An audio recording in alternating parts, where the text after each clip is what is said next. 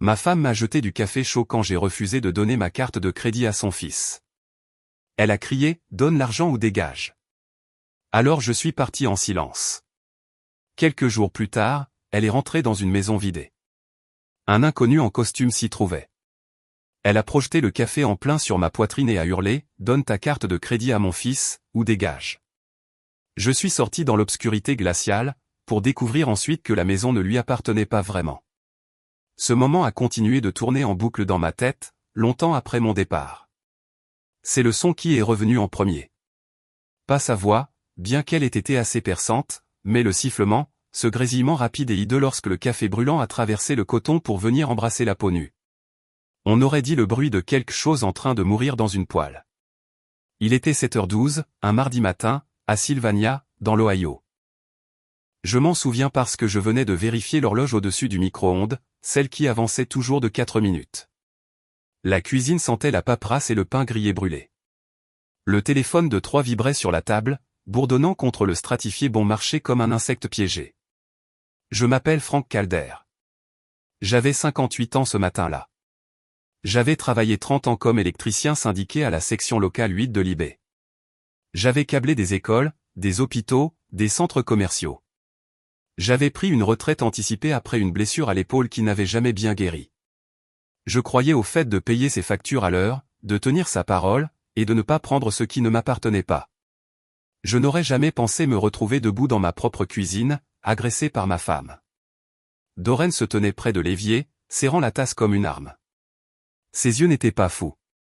C'est ce qui m'effrayait le plus. Ils étaient plats, fatigués, déterminés. Frank, dit-elle trop calmement. Nous en avons déjà parlé. Troy ne leva même pas les yeux.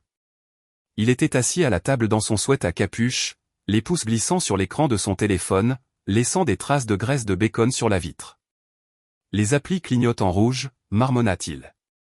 Les paiements sont dus aujourd'hui. J'ai posé ma gamelle. Le métal a claqué plus fort qu'il n'aurait dû. Je t'ai dit non, ai-je dit. Je ne mets pas ma carte de crédit entre ses mains. C'est là que Doreen a craqué. As-tu la moindre idée de ce qui se passe si son camion est saisi, a-t-elle dit. Tu veux qu'il reste coincé ici? C'est ça que tu veux. J'ai ri une fois, sans humour. Il est coincé ici depuis 3 ans. Troy a finalement levé les yeux, un demi-sourire tirant sur sa bouche. Tu as une pension, a-t-il dit. Tu l'économises pour quoi, pour la tombe? J'ai regardé Doreen, attendant n'importe quoi. Un hochement de tête. Un mot pour ma défense. Elle a poussé l'assiette d'œufs froids vers moi à la place. Fais-le, c'est tout, Frank, a-t-elle dit. La famille passe avant tout. Quelque chose de serré s'est tordu dans ma poitrine. La famille ne jette pas les gens dehors, ai-je dit. La famille ne vide pas les comptes. C'est là que le café a volé. Il a frappé mon épaule gauche et ma poitrine, a traversé ma chemise, brûlant profondément et rapidement. J'ai halté. La tasse a rebondi sur mon bras et s'est brisée sur le carrelage. Des morceaux ont glissé sous la table. J'ai remarqué, bêtement, que c'était la tasse avec notre photo de famille, prise à un Noël il y a 10 ans.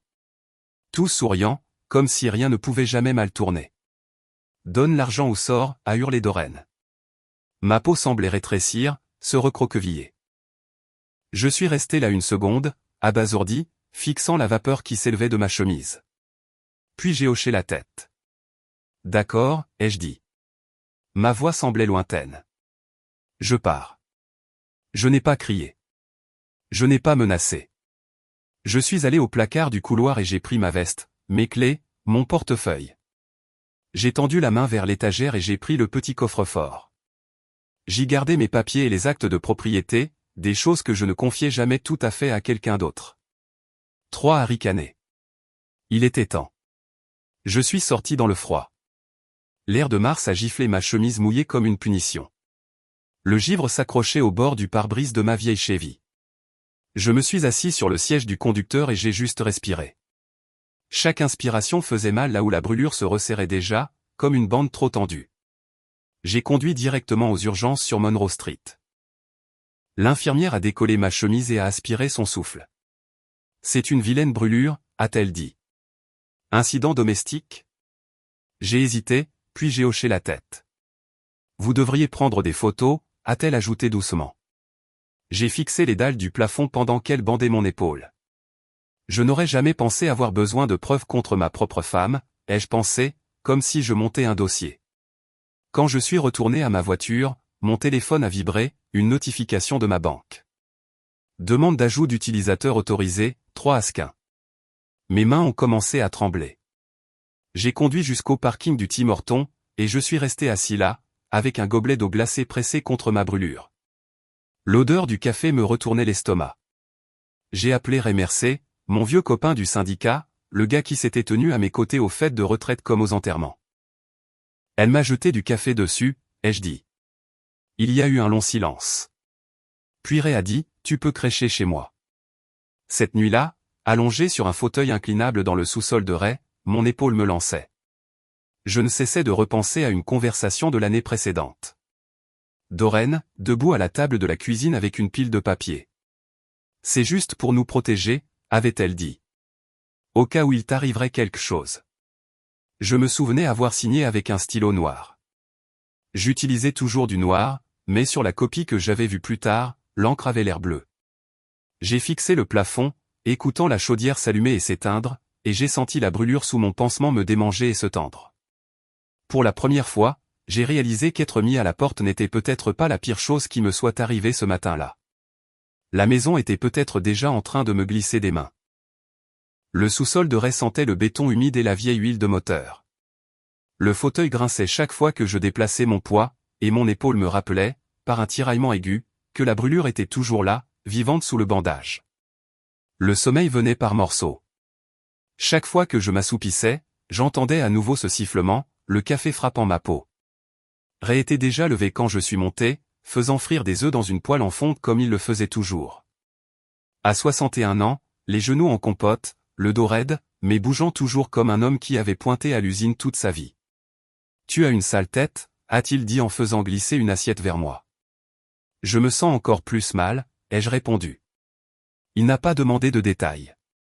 Ray savait qu'il ne fallait pas. Il a juste hoché la tête et versé du café dans une tasse ébréchée des Browns. Je n'y ai pas touché. Après son départ pour son rendez-vous chez le médecin, je me suis assis à la petite table de jeu au sous-sol et j'ai ouvert mon ordinateur portable. Mes mains tremblaient en me connectant à mes comptes bancaires. Ce tremblement ne venait pas de la douleur. Il venait de ce genre de peur qu'on ne veut pas encore nommer. Les chiffres ne mentaient pas. Il y avait des avances de fonds dont je ne me souvenais pas, 300 ici, 400 là.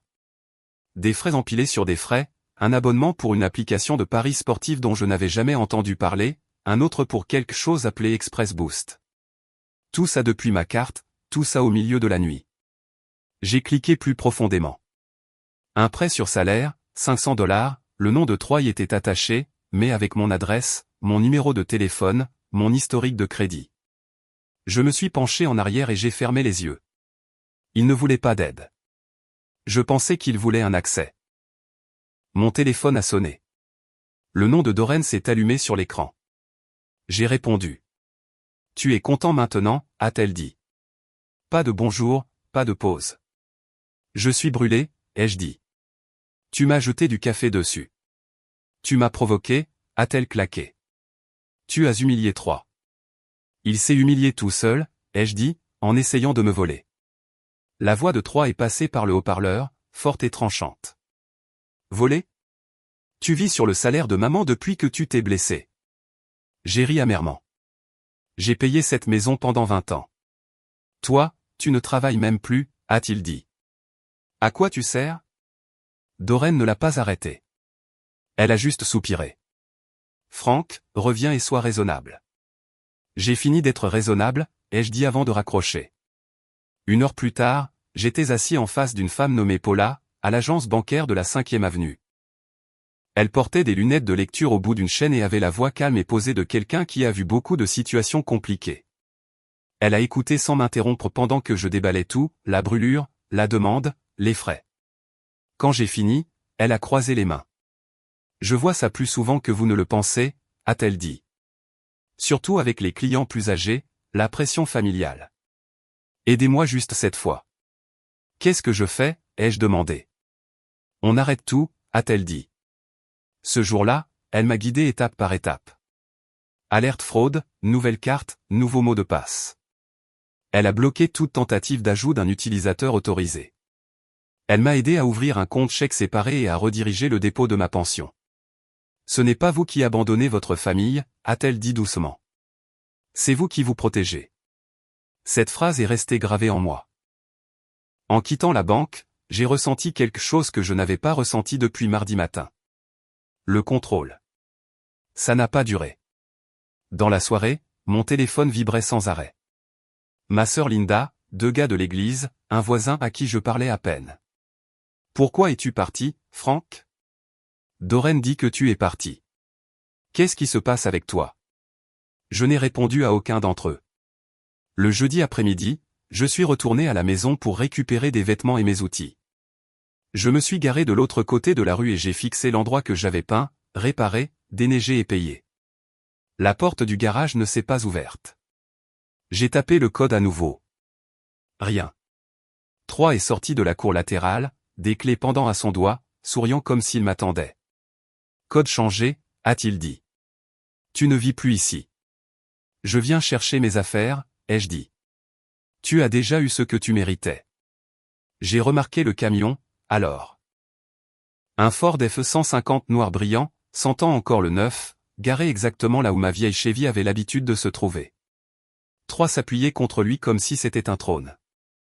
En se tournant, quelque chose dépassait de sa poche arrière. Un flyer brillant, offre en espèces, clôture rapide, pas de banque. Je suis parti sans un autre mot. Ce soir-là, Ray et moi étions assis dans sa cuisine. Il a ouvert 2 bières et m'en a fait glisser une. J'ai fixé la condensation qui coulait le long de la bouteille. Il perd de l'argent à flot, a dit Ray. Les gars comme ça ne demandent pas de carte de crédit à moins d'être désespérés. Je l'ai élevé, ai-je dit doucement. Depuis qu'il a 15 ans. Je lui ai appris à conduire. J'ai co-signé son premier prêt. Ray a secoué la tête. Tu n'as pas élevé un voleur.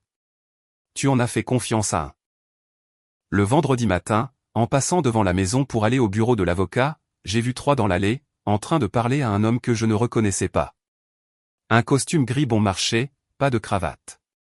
Le type a tendu un dossier à 3. 3 a hoché la tête rapidement, comme un chien attendant une friandise. Je ne savais pas qui était l'homme.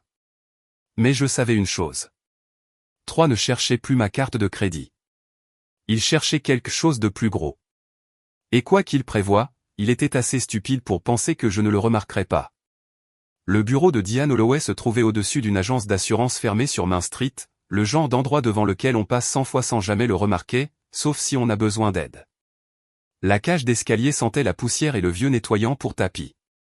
Mon épaule me lançait à chaque marche, me rappelant que les blessures se fichent de la fierté. Diane avait une 60aine d'années.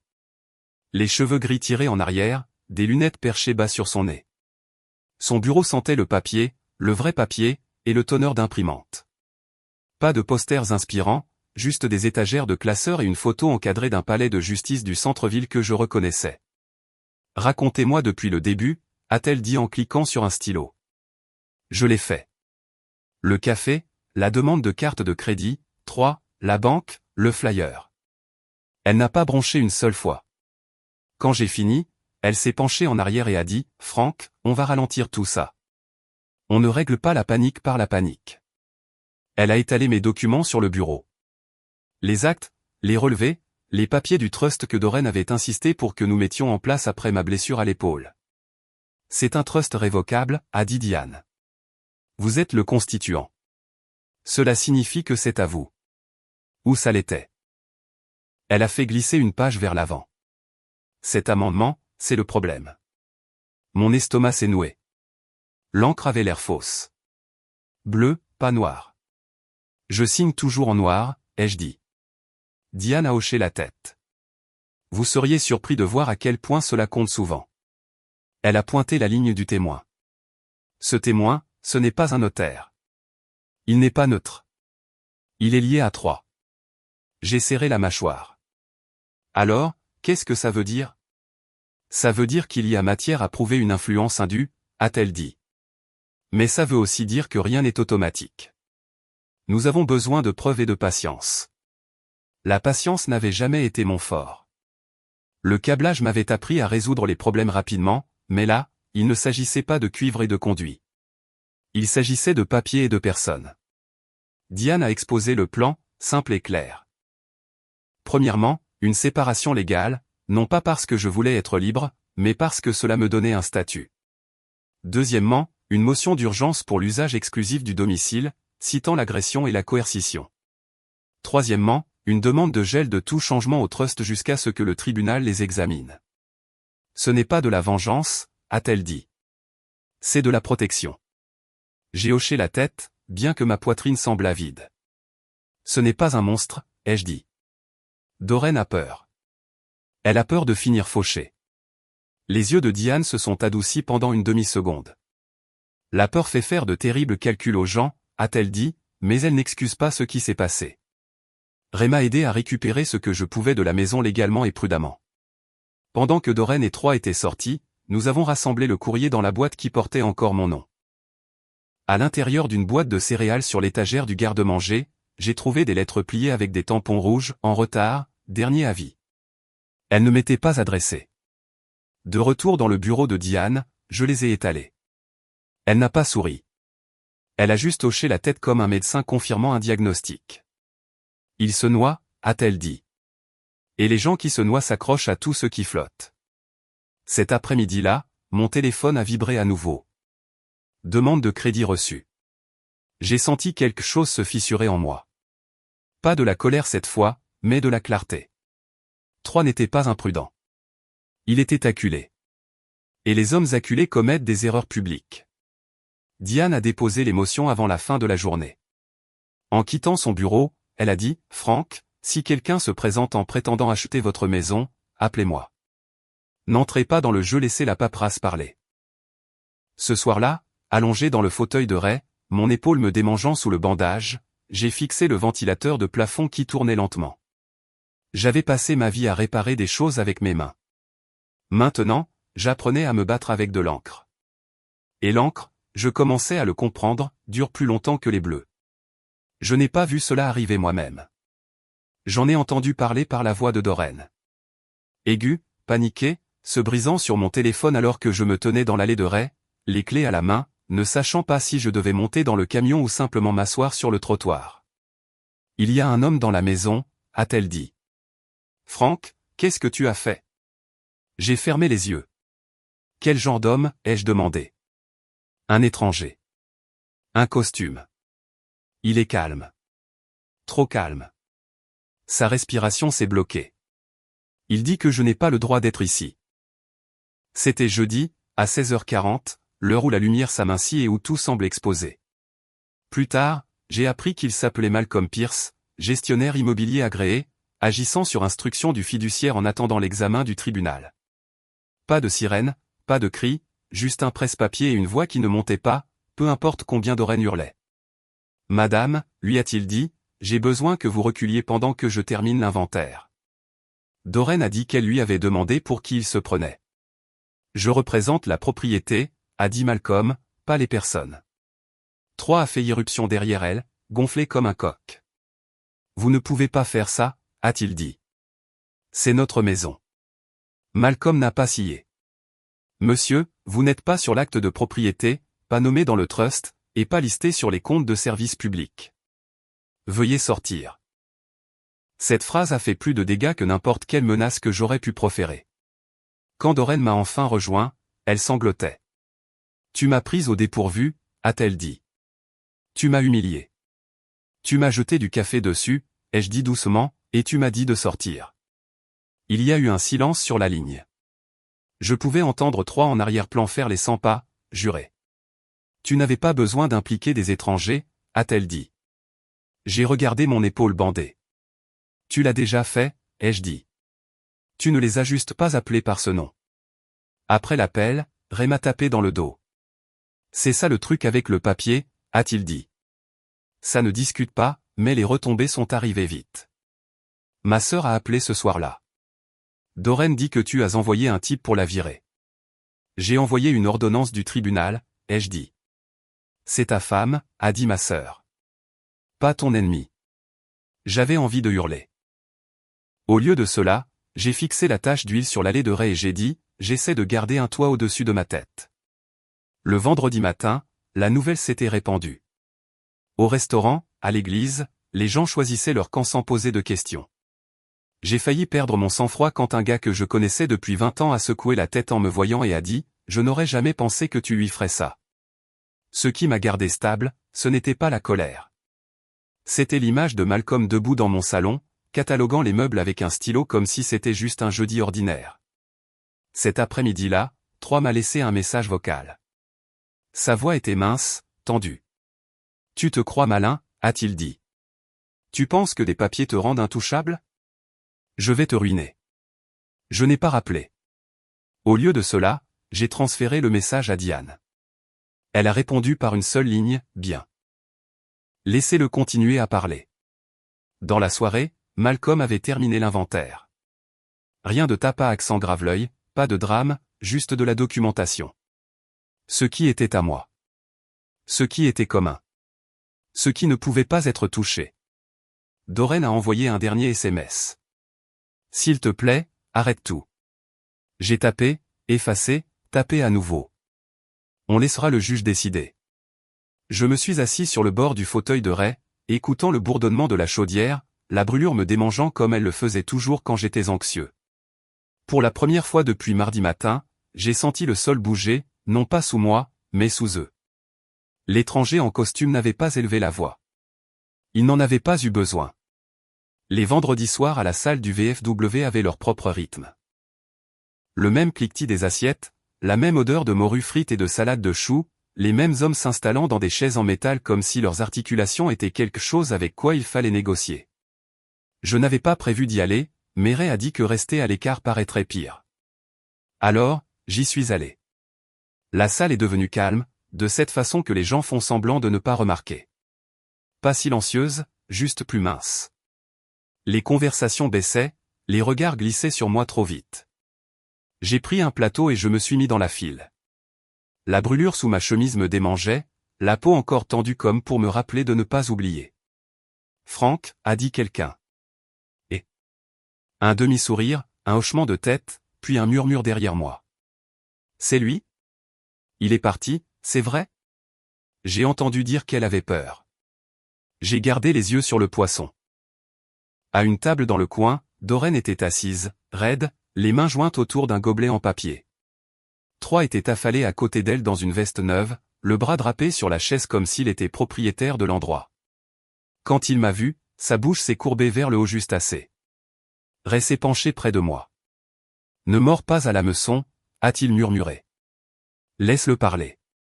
J'ai mangé en silence. La nourriture avait le goût du carton. Chaque crissement de fourchette semblait trop fort. À la moitié du repas, Doreen s'est levée. Sa voix tremblait, mais elle portait. Je veux juste que les gens sachent, a-t-elle dit, que je n'ai rien demandé de tout ça. Mon estomac a chuté. Elle ne m'a pas nommé. Elle n'en avait pas besoin.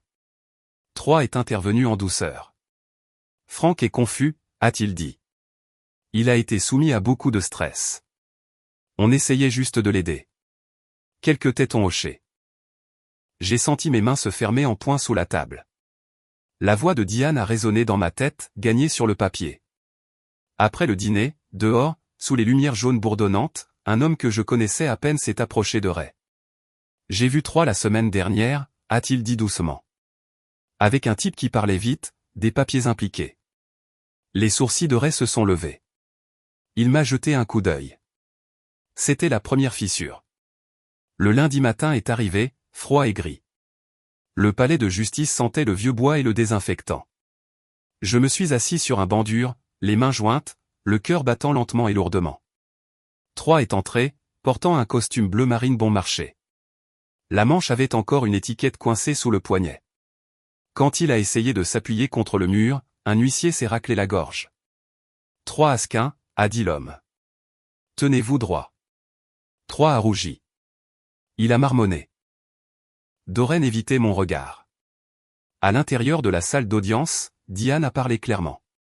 Pas de théâtre, juste des faits.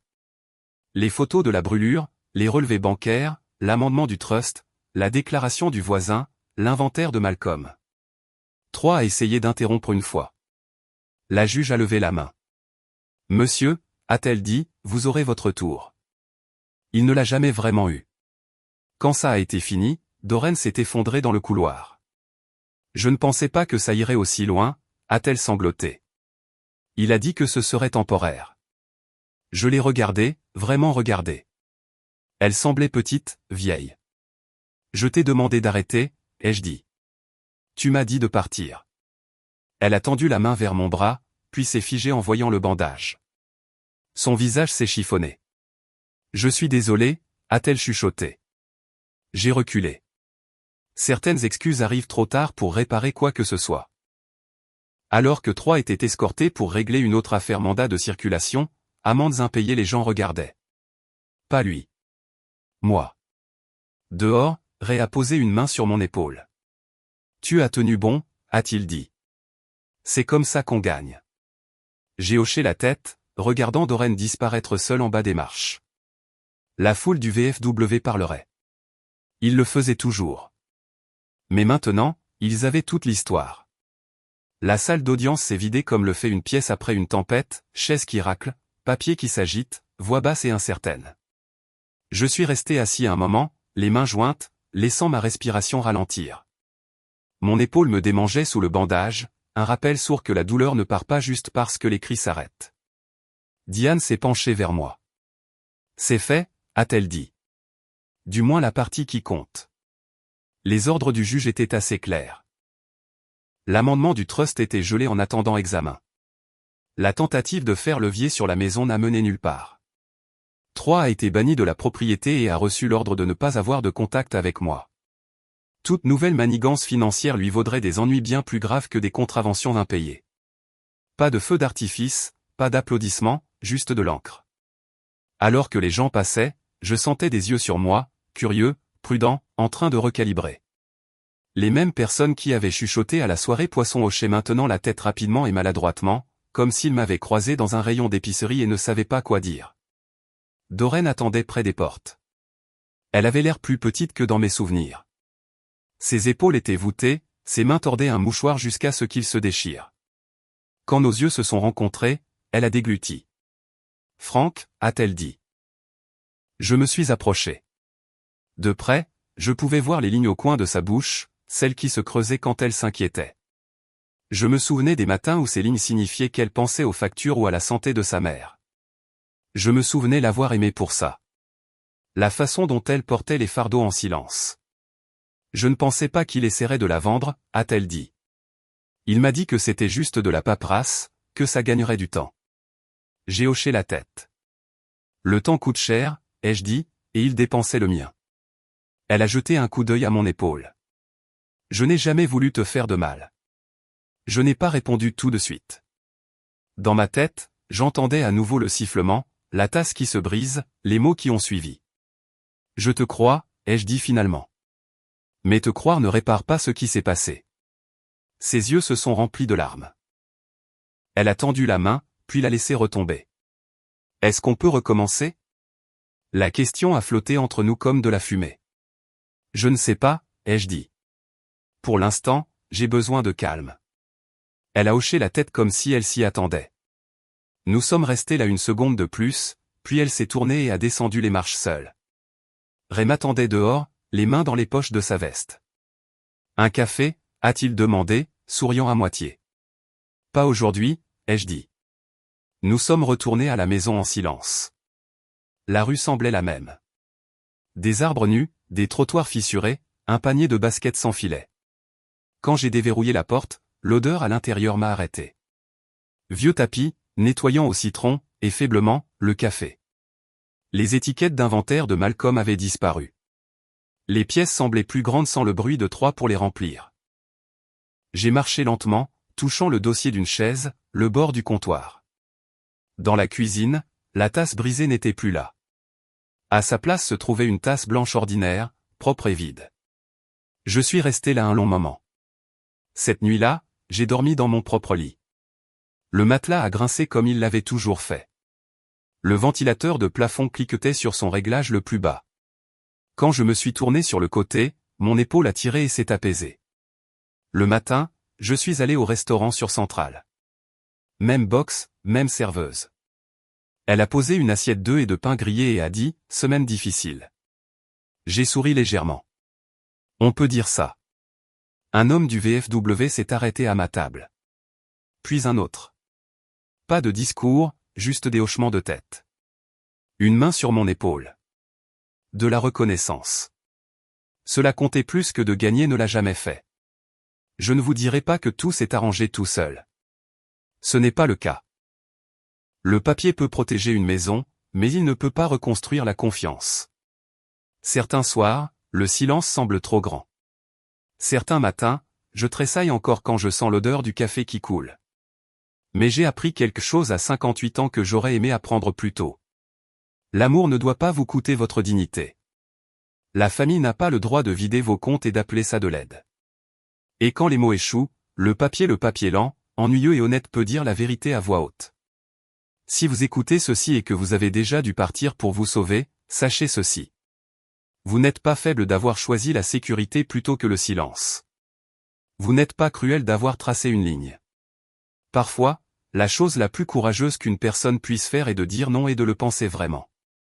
Si cette histoire vous a touché, je vous invite à partager vos pensées dans les commentaires. Et si vous voulez entendre plus d'histoires vraies sur la façon de défendre ses droits de la bonne manière, pensez à aimer et à vous abonner. Vous n'êtes pas seul.